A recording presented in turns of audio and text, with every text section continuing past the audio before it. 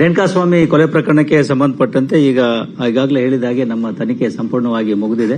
ಕೊನೆಯ ಘಟ್ಟವಾಗಿ ಈ ನಮ್ಮ ಸ್ಪೆಷಲ್ ಪ್ರಾಸಿಕ್ಯೂಟರ್ ಏನಿದ್ರು ಅವರ ಒಂದು ಸ್ಕ್ರೂಟಿನಿ ಆಗಬೇಕಾಗಿತ್ತು, ಅದು ಕೂಡ ಆಗಿದೆ. ಕೆಲವೊಂದು ಅಬ್ಸರ್ವೇಷನ್ಸ್ ಗಳನ್ನ ಮಾಡಿದ್ದಾರೆ, ಅವುಗಳನ್ನ ನಾವು ಈಗ ಕಂಪ್ಲೈ ಮಾಡ್ತಾ ಇದ್ದೇವೆ.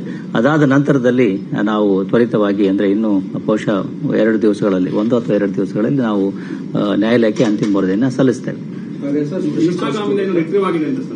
ಸ್ಪೆಷಲ್ ಪಬ್ಲಿಕ್ ಪ್ರಾಸಿಕ್ಯೂಟರ್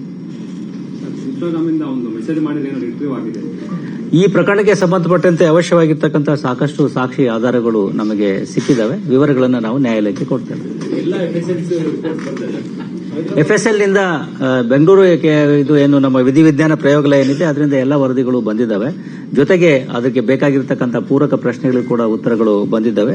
ಹಾಗೆ ಈ ನಮ್ಮ ಹೈದರಾಬಾದ್ ಸಿಎಫ್ಎಸ್ಎಲ್ ನಿಂದ ನಮಗೆ ಕೆಲವೊಂದು ವರದಿಗಳು ಬರಬೇಕಾಗಿತ್ತು, ಕೆಲವನ್ನ ಕೊಟ್ಟಿದ್ದಾರೆ, ಇನ್ನು ಕೆಲವು ಬಾಕಿ ಇದ್ದಾವೆ. ಆದರೂ ಕೂಡ ನಾವು ಅದರ ತನಿಖೆಯನ್ನು ಬಾಕಿ ಇಟ್ಟು ಮುಂದುವರಿತಾ ಇದ್ದೇವೆ. ಸರ್, ಈ ಸೆಕ್ಷನ್ ಕೆಲವೊಂದು ಆರೋಪಿಗಳಿಗೆ ಮಾತ್ರ ಕೆಲವೊಂದು ಸೆಕ್ಷನ್ ಅನ್ವಯ ಡಿವೈಡ್ ಆಗಿದೆ. ಯಾವುದು? That's a part of investigation. What ever is this, ಅವ್ರದ್ದು ಏನು ಪಾತ್ರ ಇದೆ ಅದಕ್ಕೆ ಅನುಗುಣವಾಗಿ ಆ ಸೆಕ್ಷನ್ಗಳು ಅವರಿಗೆ ಅನ್ವಯ ಆಗ್ತವೆ. That is matter of investigation and evidentiary ಆಧಾರದ ಮೇಲೆ ನಾವು ಮಾಡಬೇಕಾಗ್ತದೆ. Sir, one case has booked on High Ground Police Station against the Bangladesh journalist for his comment against the Rahul Gandhi and Sonia Gandhi. What would you say? I don't have the details of the case. You can collect it from Additional CP West later. Case is registered, of course, but I don't have the basic details with me right now.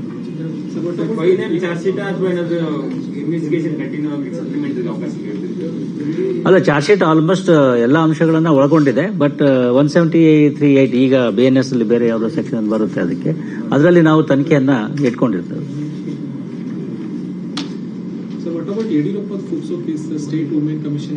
That case is not with us. That case is with CID. It has been transferred to CID. CID is investigating the case. Okay. ಯಾವ್ದ್ರ ಬಗ್ಗೆಪ್ಪ? ಸೀರೆ ಬೇಕಾ?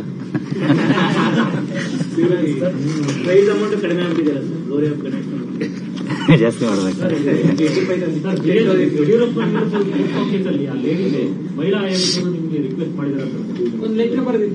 ನಮಗಿನ್ನು ಯಾವ್ದು ಬಂದಿದ್ದೇನಪ್ಪ?